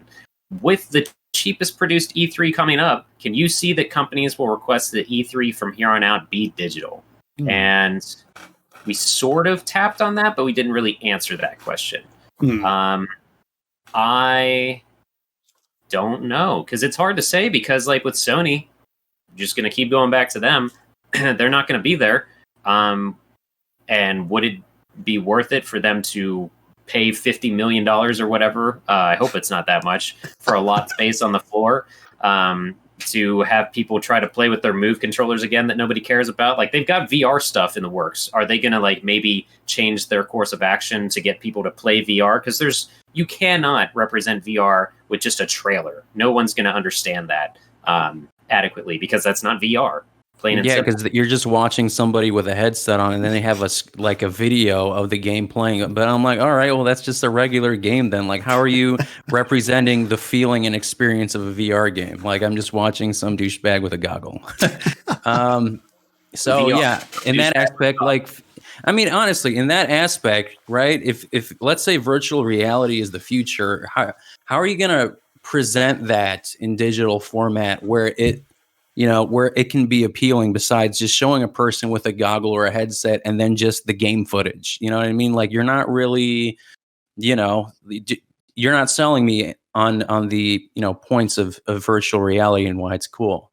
But yeah, like what they could do. Yeah. No, yeah. Sorry, it lagged out. I thought you were done. No, I was actually going to pivot to his question, but yeah, what was your point? I was going to say, I could see them doing like, okay, here comes the trailer. Now, if you'd like to see the VR version of that trailer, strap on your dumbass headset and click on this link. Yeah, it's going to be like instructions when you're sitting on a plane. And now, please plug in, put in your seatbelt before takeoff. Yeah. Maybe. I mean, I guess that's an option, but who knows? I was going to say, obviously for Sony, at least in the future, it looks like, they're like, all right, we did our own event. They took a step back, they analyzed it, and they thought it was a good idea, right? So obviously it's working for them right now. So who knows? Like, I don't know if they will go back to E3, which is kind of crappy because like it is a giant chunk of the gaming industry not wanting to take part in E3. And I think like when that happened, it was like a big obvious sign that E3 was in decline, right? Because these giant top big 4, big 3 game companies are saying, you know what, this isn't that important. I don't need to be there. And that just tells everyone else, because people follow opinion, right? They follow the most popular opinion. You see that all the time in every part of life, right? You see Sony say not that important. Most people might say, you know what, not that important, right? And then other companies will follow suit when they see that their digital event is successful. So I think it's up to the ESA to work their magic behind the scenes, create a new format. I don't know, but they're going to have to come up with something if they want to stay relevant. I thought of something that sickens me that they could do to stay relevant is just straight up get influencers to tell people to watch E3 and go to E3. Honestly, like if we want to know what is the thing that is popular and that exists is those kinds of realms of media, because game companies do it all the time. They have community managers who in turn talk to people who are influencers. I'll tell you, NetherRealm Studios does that with some of their social media channels where they have influencers who are fantastic cosplayers, and the cosplayer might necessarily be a fan of Mortal Kombat, but they'll tell them to create a Scorpion costume, and that influencer is in turn helping them promote the brand of Mortal Kombat. So that is absolutely a thing that they do and could be and are still doing, so yeah. No, and I do want to clarify, because Happy Dude Picks mentions, you say that like it's a bad thing, Scotty. I would gladly take that easy paycheck as an influencer to say go to E3. Yeah, no, I don't blame them. I don't think like, oh, how dare you, influencer? If you're getting a paycheck out of it, absolutely. If Mortal Kombat, if NetherRealm Studios told me to dress up as Kitana because I have a lot of followers, I'll dress up as Kitana. I don't care. I'll put on the big blue boots. Yeah, look at Shaq. He's done everything from give commercials of Fig Newtons to where to get your haircut. So I just sound more cynical than I mean to, because I'm constantly an old man screaming in the clouds. So yeah, you're being a realist. So to go to the question, from my side, I can totally see this becoming a thing where some of these companies are like, you know what, we don't want to go. We're going to we want this to be digital only because of that price difference. Like for some of them, because I feel like some of these events that have been created over the years, there's some which are targeted more towards indie gamers, whereas E3 hasn't really been so much over the years. I literally just forgot the name of it. There's one in the UK which happens every year, and I've forgot. It used to be called Eurogamer Expo, but now it's called something else. EGX, there we go. That has always basically had an indie section to it, which is really cool. And I know PAX has it as well. Basically, like a lot of indie developers go there, and these shows started popping up more and more, basically. And it's a place that's cheaper for indie studios to go to. So I feel like I feel like for E3, like if these big studios aren't going to go, they need to do something to draw in maybe some of these smaller studios so they can show off their wares and stuff. But yeah, I can totally see possibly even them sort of saying, you know what, keep it digital, and you can get all these other cool little studios like showcasing their stuff. As a quick aside, I was actually at Eurogamer Expo when I was in London in 2012. Like that was right around when they were showing off the Wii U. Dude. And there was a pretty long line for that. They were showing off that Zombie U. Yeah, it was Zombie. We were at the same event and we didn't realize it. Were we? Oh, yeah, I was there. I played on the Wii U there. I did not. Yeah. That was the one game I didn't play on the Wii U. Actually, I didn't queue up for it because I played some of the other games because for whatever reason. There was some other weird multiplayer party game. I forgot what it was. Yeah, there was. Anyway. Yeah. Anyway, yeah. But yeah. But fun I also had my camera stolen out of my bag at that event, actually. But the zip on my bag broke and it's sort of coming apart. And there's a guy, like, suddenly just went, oi! Like, basically sort of, like, pushed some guy who was behind me. And I sort of turned around, the guy was like, dude, your bag is wide open. That guy nearly took your camera. I was like, oh my God, thank you so much. Like, I didn't realize the zip had broken and somehow everything, I didn't get, nothing was stolen, thankfully. But what a good guy. And he was American, so. There you go. What the hell's that mean? Representation. Yeah. As in, they're normally assholes. So he was pleasantly surprised. He didn't have a cheeseburger in his hand. What the hell? They're not wearing an American T-shirt, with the American flag on it, I was gonna say, TJ says Graham thinks we Americans are jerks. I love all you Americans. I love. Well, I don't know. I'm sure there's some bad. I'm sure there's some bad ones out there, but I don't know. As with any country. Apologies. No, you're fine. I was going to say to kind of wrap that question up is I can see the companies requesting that it be digital from here on out, but they will have to listen to the consumers and the feedback. I can see them saying, like, we are not doing a presentation, but we will buy floor space unless you decrease the amount of the presentation time slot, not the slime slot, the time slot Nickelodeon reservation fee or however the hell they do that. So yeah, and then one more from the chat right now in live real time. Hell was here says, sorry if this was asked today on stream, but what's your take on Sony's debacle on Days Gone 2 being canceled and they focusing now on remakes like the first Last of Us game and devs moving to MS Studios? I'm assuming he means Microsoft Studios. So kind of two questions in there.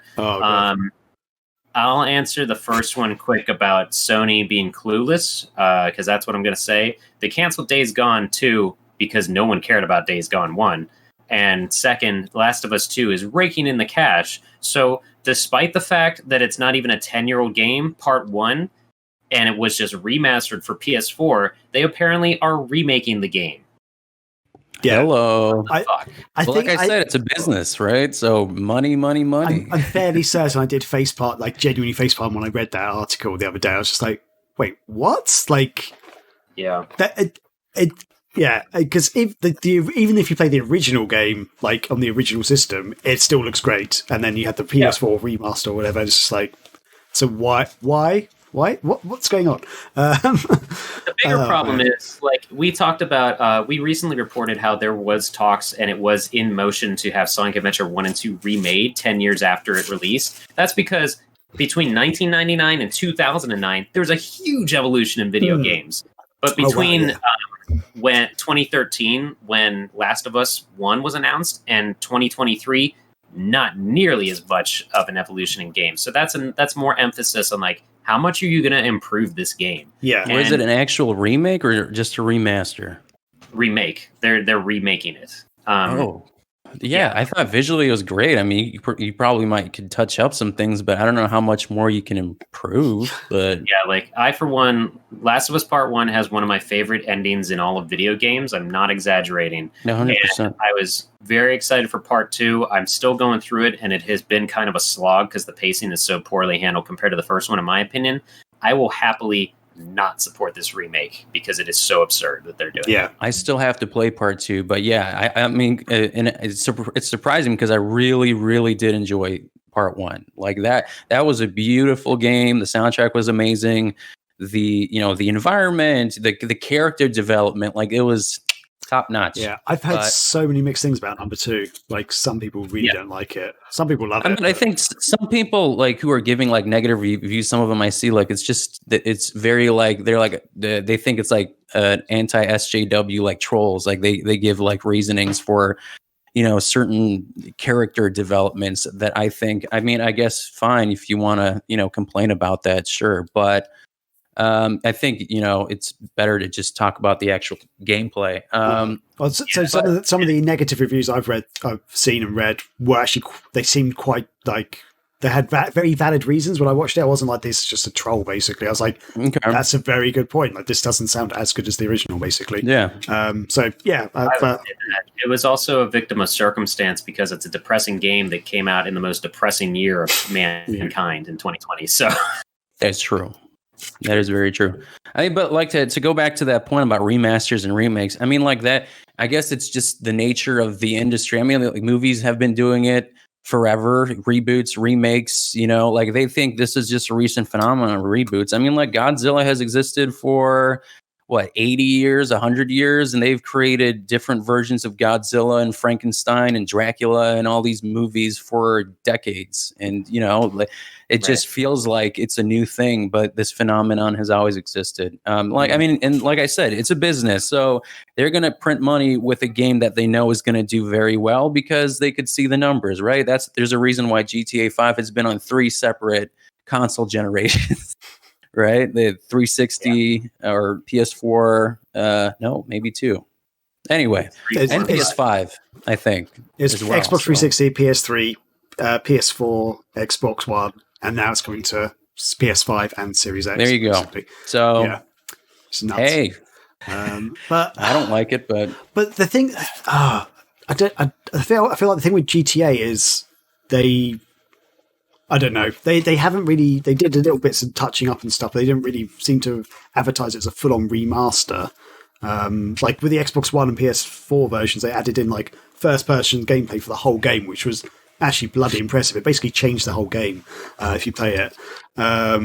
But generally, they kept the same game. They just re-released it as a re-release. Really, it wasn't really much of a remaster. So it wasn't like it didn't feel like the same as like going back and saying, hey, this game, we're going to touch up all the graphics and change bits and pieces and stuff, like a reboot. Well, not a reboot, like a remaster of the game. They didn't really do that. Yeah. They kept it all the same, basically. So to me, like a remaster is like the Yakuza Kiwami 1 and Kiwami 2, where they've taken a PS2 game and made it for Xbox One and, PS4 and stuff. They've literally revamped the games, better graphics and stuff, more updated. Yeah, Scotty? I have a point. But oh God, let me try. Sorry, I'm having a stroke or something. GTA 5 is an example of how you evolve as the industry evolves, because comparatively, we try to monthly on our Thursday night throwdown streams play Sonic and All-Star Racing Transformed. And the way we do that is everybody can boot up their PC because you can still grab it on Steam. If you have it downloaded, you can still hop into the lobby with us and play. That game is not optimized for PC, though, so it crashes left and right for some people. Now, that game came out PS3 360 era, and it plays great on those consoles. If they had continued to upgrade the online play like they are with GTA 5, then it'd be ideal to still play Sonic and All-Star Racing Transformed on your 5s and on your Series X's right now. So that's kind of how GTA 5 is differentiated from that, because it's so online based and the world of video games is so geared towards that right now that it's kind of showing how and why it's relevant, since it is still making them money. So, yeah. Does that answer any question? But I just to touch on that point that you made, Martin, about they see where the money is and stuff. My problem with that is, if that was the case, they'll just re-release those games every console generation, basically. They'll keep remastering them because they sold so well before. Why not do it again? It's like, we need new games. I think because like GTA 5 sold an astronomical amount, so it's not like it did well. It did. Oh, sorry, no, I'm not talking about. By the way, at this point, I'm not talking about GTA 5 right now. I'm talking about the Last of Us. Okay, I think even The Last of Us did really well. I mean, they did really well, but the same point, like, do you need to keep remastering it every few years? Like, as you said, Scotty, with GTA 5, that was more of an evolution in that they kept the game online, they upgrading it for the new systems to keep it online and stuff. Right. And yeah, and they added a couple of new features and stuff, like the Xbox One and PS4 versions, but it was basically the base game plus the online version, which has been enhanced and stuff. Whereas with Last of Us, they're literally remastering the old game, if that makes sense, and re-releasing it. And it's almost like, but can we get some new games? Like, it's not that old a game, really. I mean, I think it might be. I mean, I feel like there's multiple, reasons. I mean, one might be a creative drought. That's a possibility. Like if why, create an entirely new concept and story when there's something that has been proven to work and you can just re-release it. That's same goes for movies, right? And the other reason is like for like remasters, like The Last of Us, for example, that originally came out on the PS3, right? And then it got remastered on PS4, which is where I played it. And the reason, so like one good thing would be potentially like the PS4 sold much more than the PS3. So in their mind, they're like, okay, well, why not just release it again to a wider audience? So now you're exposing your existing IP to more people because more people bought this version of the console. So, I mean, that's a good reason. And like for the Switch, the same thing. Like they're remastering games. Like the Switch sells like freaking hotcakes too. So now companies with their older games that they remastered, like, hey, Mass Effect Trilogy's coming out.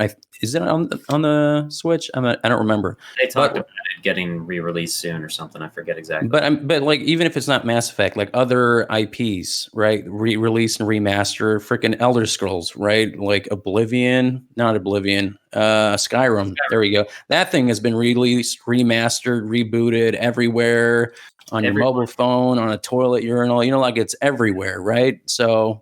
But that's okay. So for that game, that's just another they are basically. So maybe we're crossing a fine line here, but that game. So Skyrim has just been re-released on different platforms. It hasn't been remade or anything. Basically, right. For the Xbox One, they added the mods that you could get on PC, basically. But that was the only real update. The visuals have barely been updated. It's not like they've done a whole overhaul. Right. So I guess let me fine tune that point then. So, because I think we're specifically talking about a remake of a game like The Last of Us that has already been out, remastered, slightly polished, and still looks fantastic. And then they're remaking that game. So to that point, I don't know. I don't know, if that's a great idea or not. Like in terms of remasters and re-releasing, what are our thoughts on those then specifically? Example. Okay, so Skyrim is Bethesda. Skyrim is all right. Here we go, kids. SAT question or statement. Skyrim is to Bethesda as Sonic 1 is to Sega. Plain and simple.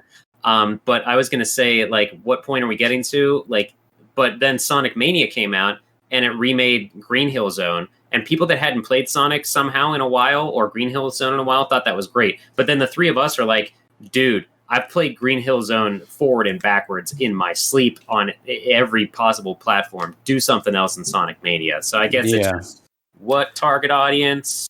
Money. Yeah. So I can completely understand re-releasing a game to reach a new audience for the new systems and stuff, but it feels like you don't need to go back and remake a game when you could be putting those resources into building a new franchise or releasing a brand new game in that franchise, basically. Yep. That's kind of my point. Like, I wouldn't have a problem if Sony said, so we've updated it slightly for the PS4, like it's a re-release on the PS4, slightly enhanced. We're going to do that again on PS5. But from what maybe I've got this wrong. What I understand, they're basically remastering the whole game completely. From the ground up, like new engine stuff, which will make it look really good, but at the same time, it's not that old. It doesn't need that. Like if it was 20 years old, like Final Fantasy VII, when they remastered that, totally worth it, I'd say, in a way, because games have moved on so much, and like, visually and stuff, like younger generations wouldn't really want to play the old style Final Fantasy VII that much because, let's face it doesn't look that great anymore. I mean, people, the rose-tinted glasses, they love it, but the new version looks so much better because it's like a 20, 30-year-old game or something at this point. So that... No, I see what you're saying. To clarify, though, you're talking about two different words. Remake is completely redoing and essentially just taking the name and creating a new game, which is what they did with FF7 Remake. Right. Remastering is what they've done with the first Last of Us. All they did was make it native to a new system. Okay, maybe I'm mixing up my words a little bit here then. I apologize if there's confusion there. I think I hope I've got my point across in some way. You did. Yeah, okay, cool. Yeah, apologies if there's confusion there. But yeah, I mean, how do you feel about it, Martin? Are you, like, what do you feel about that? Because you've posed that question. I was on mute. I mean, I'm neutral to it. I don't know. I don't have a strong opinion or the other. I feel like I've analyzed it, already, and kind of, like there's just valid points on both sides. So I mean, I don't know. Fair enough. I feel like I maybe sounded quite irate by it. At the end of the day, I'm not going to be that bothered by it, but I hate everything. I hate everything. I don't. Yeah, I just feel like they could be putting those resources elsewhere. But yeah, I agree. Yes, exactly. Do we want to tap on Microsoft buying other devs? I don't know how much we can really say on that at this point. It's part of the business. It makes more sense because they get more hands and more pots, or maybe not if they don't tell them to make games a certain way. I don't know that we can say a whole lot on that at this point. So I actually wanted to double check something with that because way Hell was here phrased his question was devs moving to MS Studios. So are we saying that like some of Sony's devs have moved to Microsoft, or is he talking about Microsoft buying out like Bethesda, for example? Oh, and they just clarified devs are just being bought. The thing is that Jason Schreiber had an article where devs are unhappy with Sony's direction. Devs are not just being bought, sorry. Jason Schreiber for Kotaku, I believe, wrote an article where devs are unhappy with Sony's direction. So I think that might be involved with how they are. And my brain just shut down. I forgot what I was going to say. Okay. Yeah, to be honest, I didn't know about that. I obviously know about Microsoft buying studios, but I didn't know about just devs sort of upping and leaving Sony. I hadn't heard that news, to be honest. Martin, were you aware of that? No, I can't give an informed opinion on that one, unfortunately.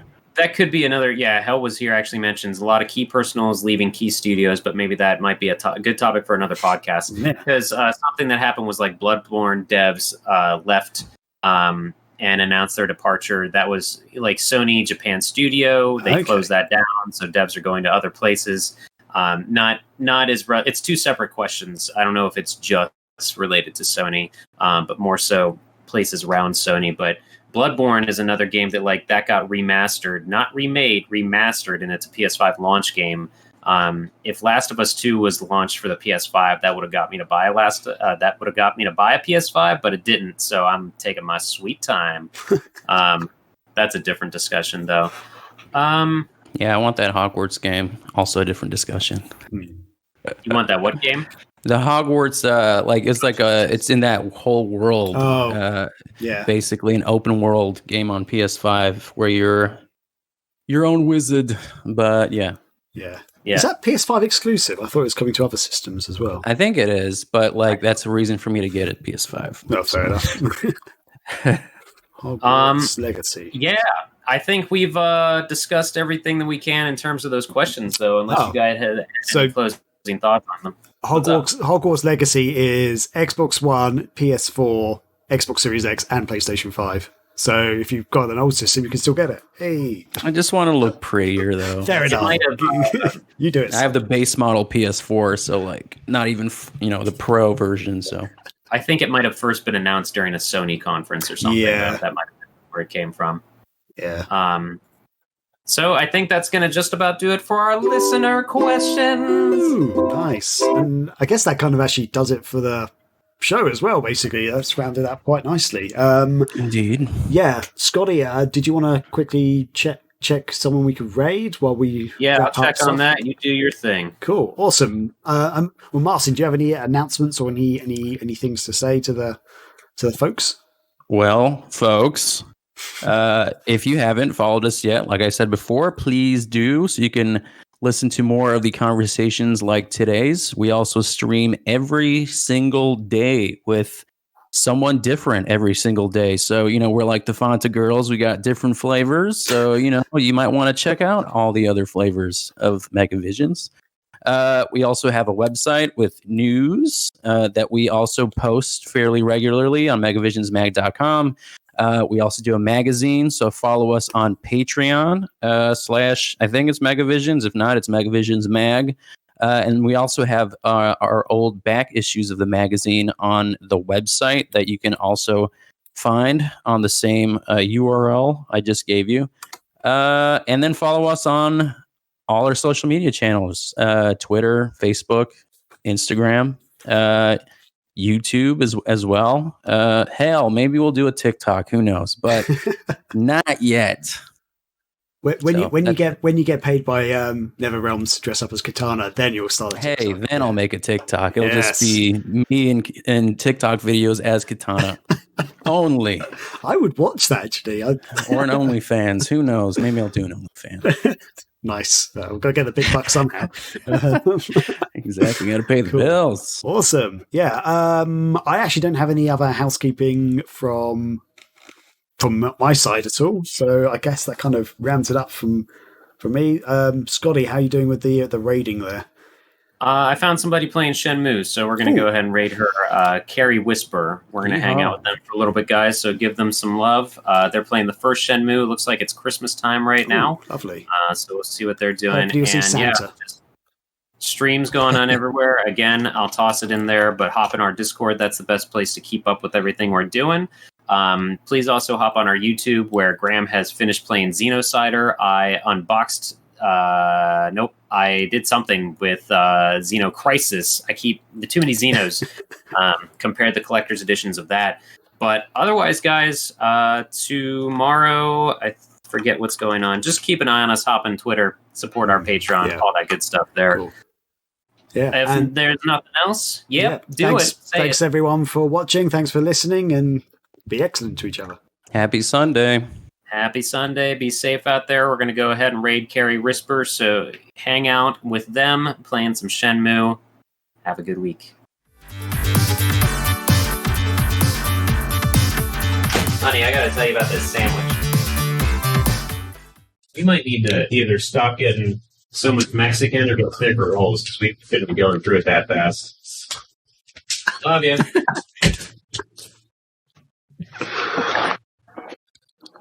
Oh, shit. Just unplugged my headset like an idiot. I can hear you. All right, I'm ready. Mexican. Wow. Huh? Yeah, Mexican last night, huh? You're telling me. I'm going to need your audio, Scotty, because I'm not recording that on my side. That's brilliant.